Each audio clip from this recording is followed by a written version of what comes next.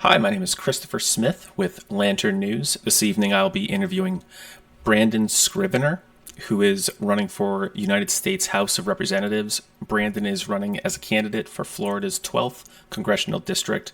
We'll be discussing policies he plans on bringing to Washington. Branden, good to have you.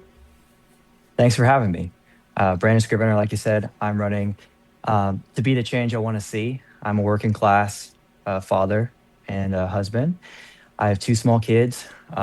So I've been waiting for a long time for somebody to come along and do something to change things. And I just see parties change, but the same people on top make it out. So I don't have a background in politics. I'm coming out as just a working class dude who wants to make a difference. And I think that's what we need to make that difference because it's not going to come from the people within the house already. It would disrupt their power structure.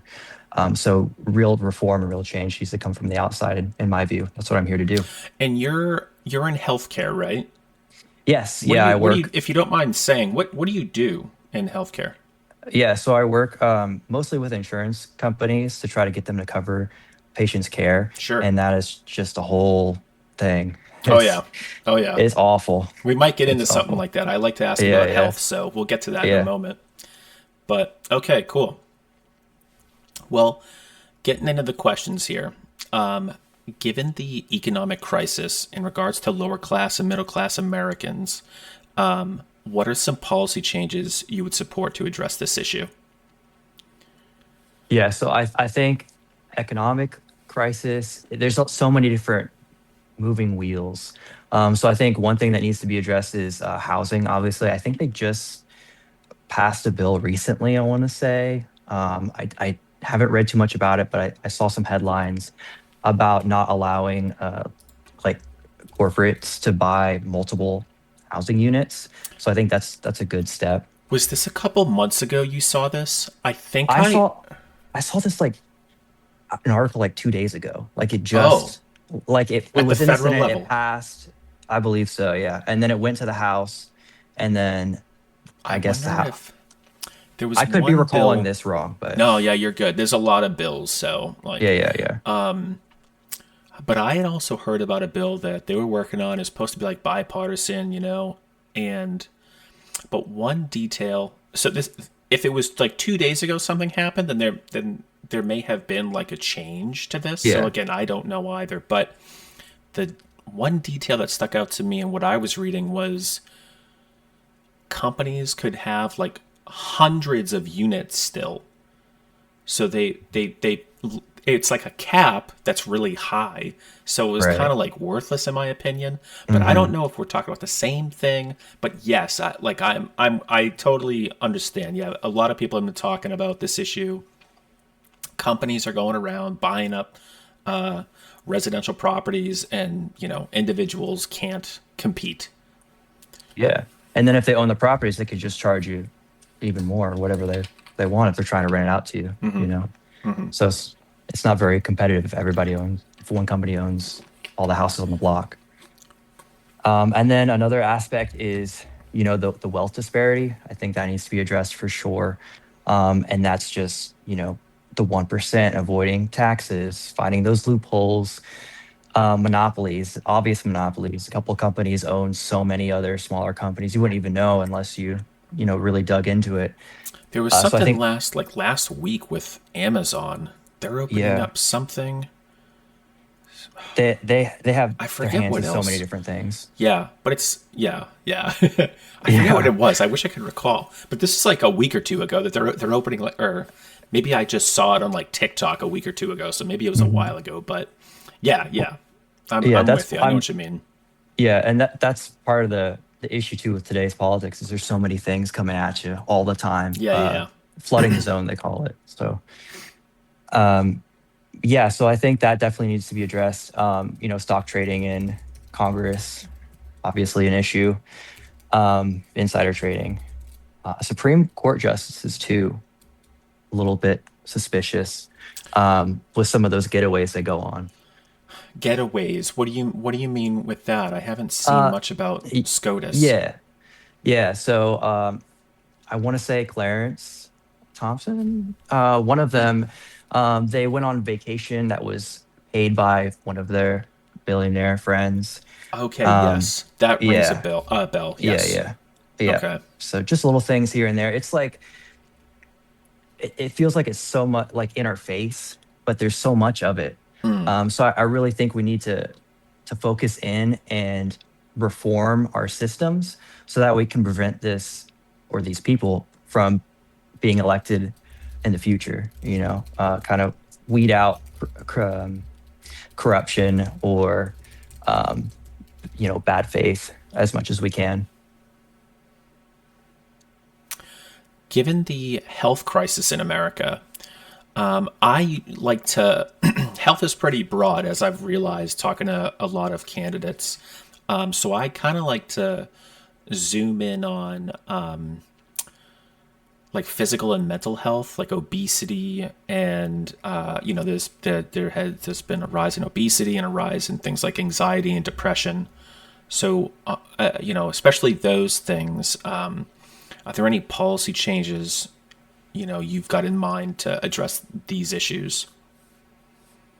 Um, well, from my personal experience working with the insurance companies, I see firsthand all the time how the insurance companies just like this the same someone could get the same procedure but have a different insurance than someone else who has the same procedure, and then their cost be completely different. And oftentimes I see it myself too. If you go to get a medication or something, and it's easier to just self-pay it than use your insurance.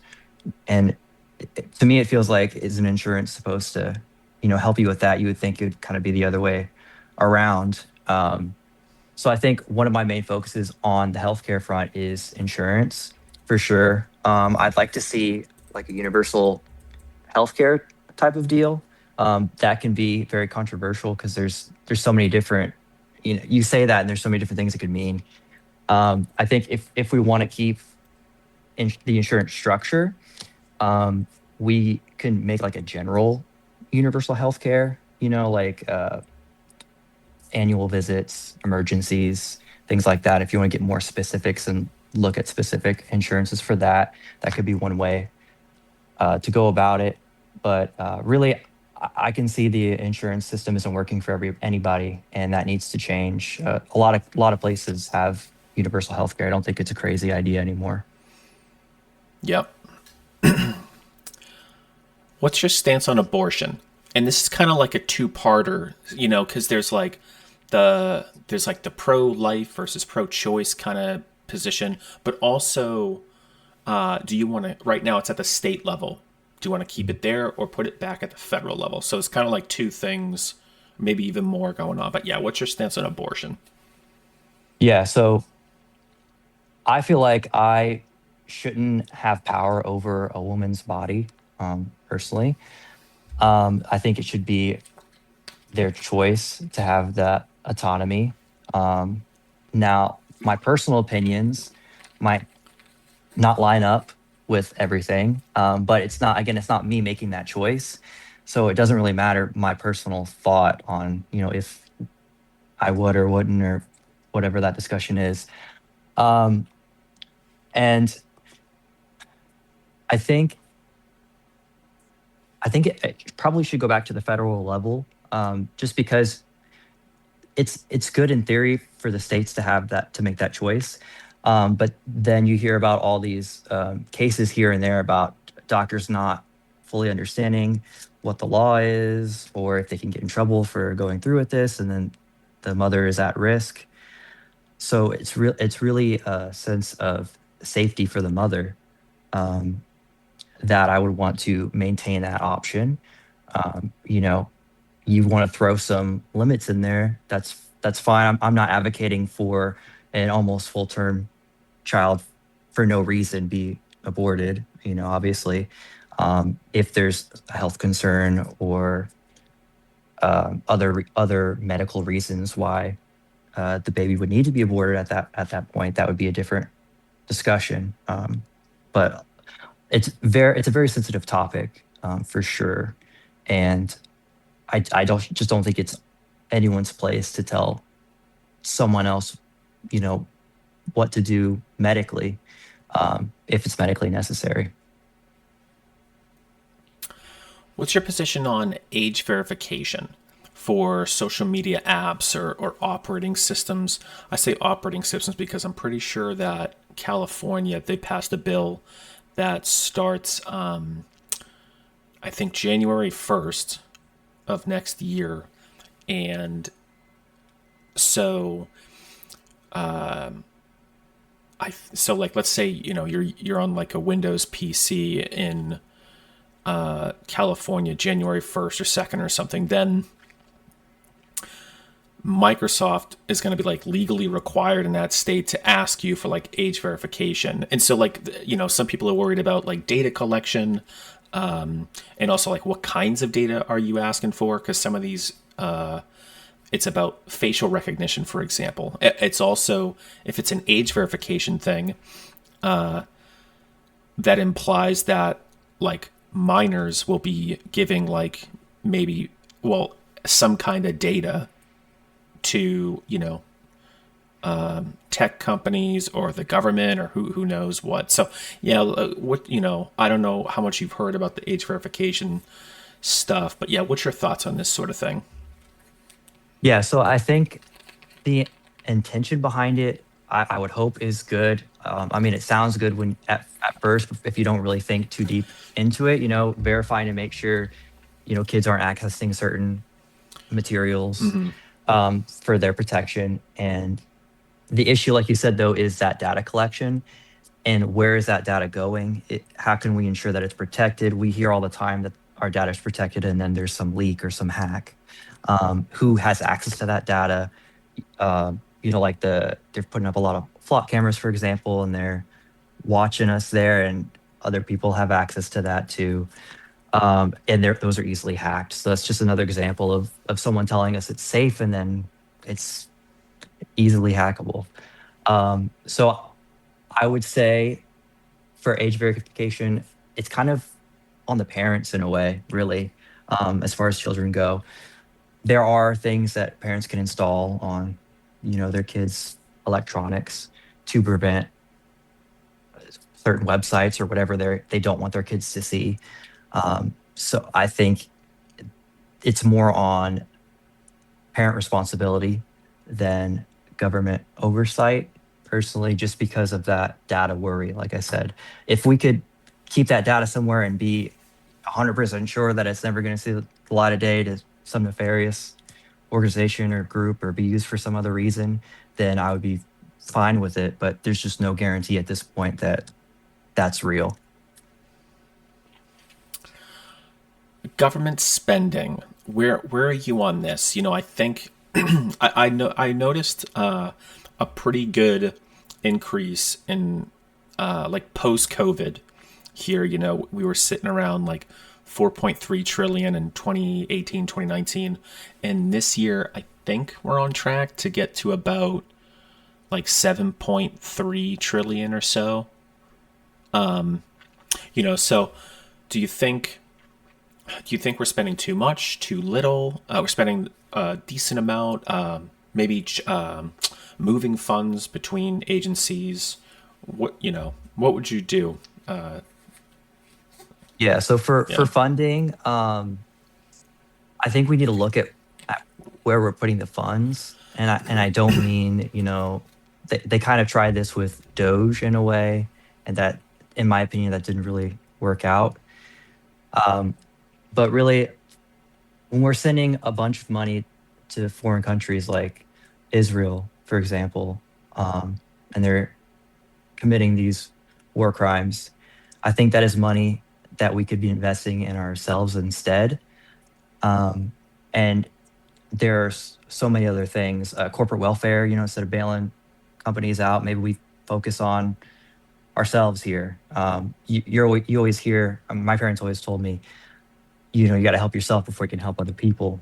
So I think we kind of need to reflect on that, and focus on ourselves and our future, really, with education, with our civics education, uh, affordability, all these different items that are hitting us at home.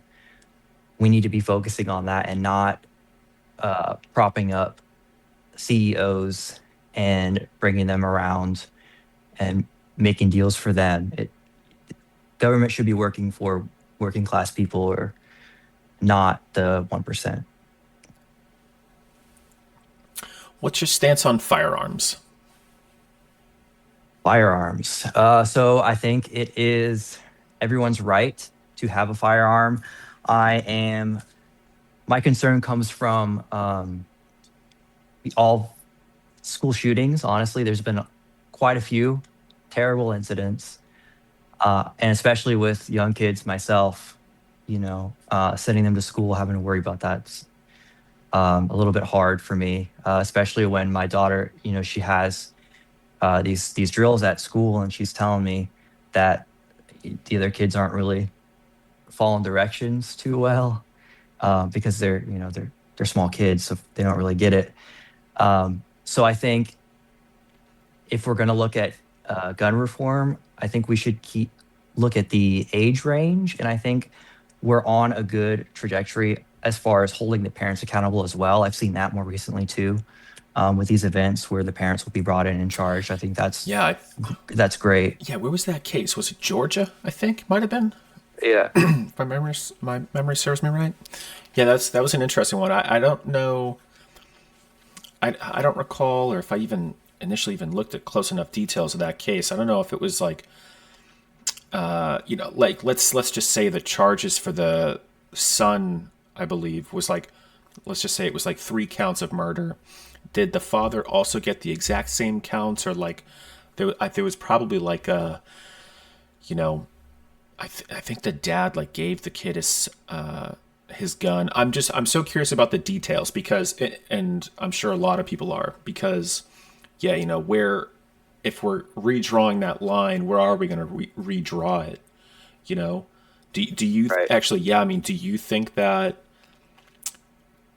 like let's say I was 17 and my dad gifted me a gun, and then I went to a local school or like neighborhood and like murdered a few people or something. Do you think that my dad should also be charged with those 3 charges of murder, some kind of negligence? What? I don't Yeah. know if you've thought more about this or not. I'm throwing you on the spot here, but Yeah, you're good. Yeah, I think it definitely depends on the details, like you were saying. Like, um, is there an obvious case of, mental health issues going on that have been ignored? What are the living conditions like? I think it depends on uh, the details on what level of accountability you bring to the parents. If they have like a gun safe, they just leave open and the gun's preloaded in the safe and the kid takes it out, and I think that's another story than if you're just a 17-year-old, totally normal background, normal life, and you get radicalized online or something and then you go out. I think that would be a different story. So I think it has to be very case by case, but I do think it's a good step that we are looking towards that. yeah, yeah, I think that brings more accountability to the parents to have to think more about, how are they storing the guns, how are they taking care of their kids. yeah, Accountability is great. yeah. Are there any other policies you would like to highlight? So my biggest policies that I want to push for are term limits and uncapping the house and campaign finance reform for sure. That's kind of why I got into the race, because I think those are kind of simple points that a lot of politicians talk about on both sides. And then they get in office and they run forever and they don't actually ever Yeah, address that term paycheck's pretty limits. nice, Yes. Yes. and they said it themselves. Mhm. But I think those are a couple of issues that need to be addressed immediately and are kind of my priority, because I think if those things can be addressed, a lot of these other issues will be addressed as well. It, for term limits, I think 8 years is plenty for me. I hear a lot between 6 and 12. So I think 8 is 2 presidential terms. In my opinion, that's probably plenty of time. For I don't. House. And then Yes. what about for senators though? Is there any? Would you do a cap for those guys at all, or do you think just focus on the House for now? So I definitely would look at the Senate, but my first priority is the House because I'm going into the House. Sure, So I want to sure. make sure that I address that first. And then if I, hopefully I am successful with that, then I can move on to the Senate and maybe even look at SCOTUS because they have life terms as well, which I don't know about that. But Sure. again, focusing on the House first because that's where I'm going. And then for campaign finance reform, I know that there's a Supreme Court ruling, Citizens United, so I will be limited on what I can do. But I think if I focus on transparency, that may be an avenue that I can pursue further. So instead of having people able to donate to these secret funds and move their money around and be unnamed, I think if we can tighten that down so they can be tracked and not anonymous, that would bring a lot of transparency for everyone to see. And then uncapping the house actually used to grow with the population.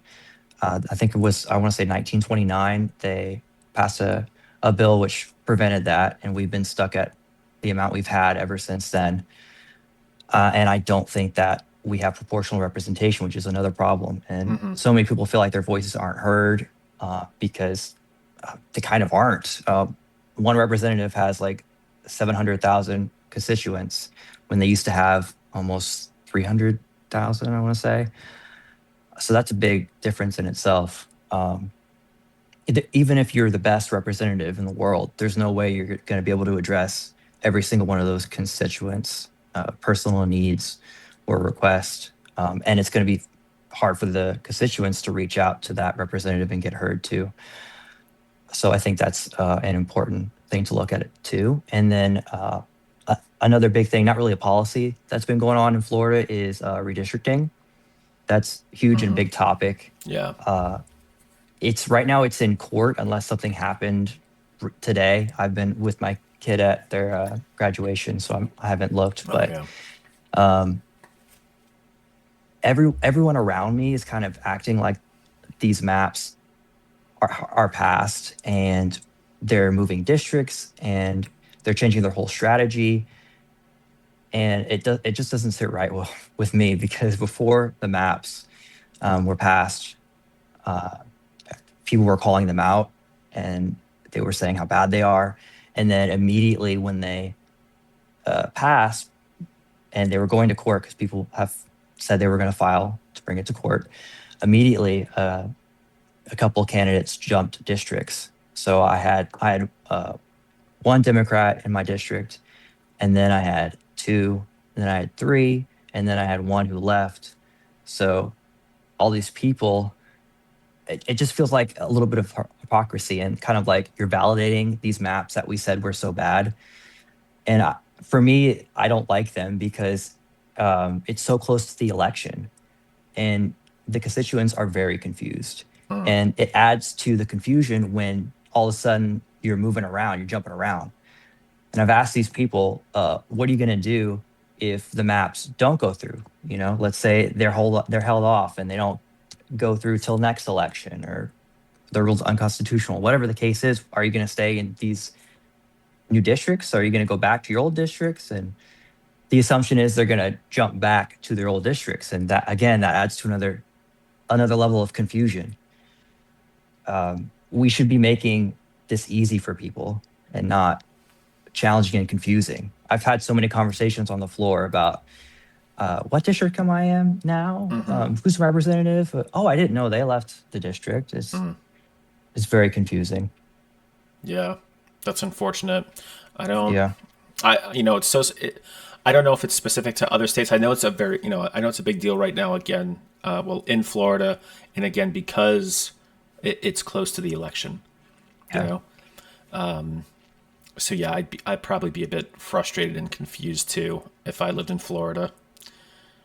Yeah, and even if there's some controversy with the data that they used, if it was partisan or not. Let's say it's totally legit data. Even if that's the case, we're so close to the election. Like, there was plenty of time to do this before this point, but you chose to do it now, and that is really the issue.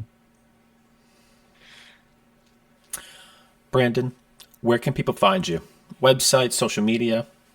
Yeah, so you can find me at brandonscrivenerfl.info. That's my website.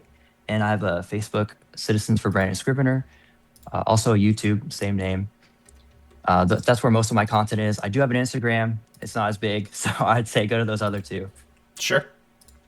All right. Well, Branden, that's all I've got for you. Awesome. Well, Thank you. it's been good. Thank you very much. Have a good night. Of course. Thanks. You too, man.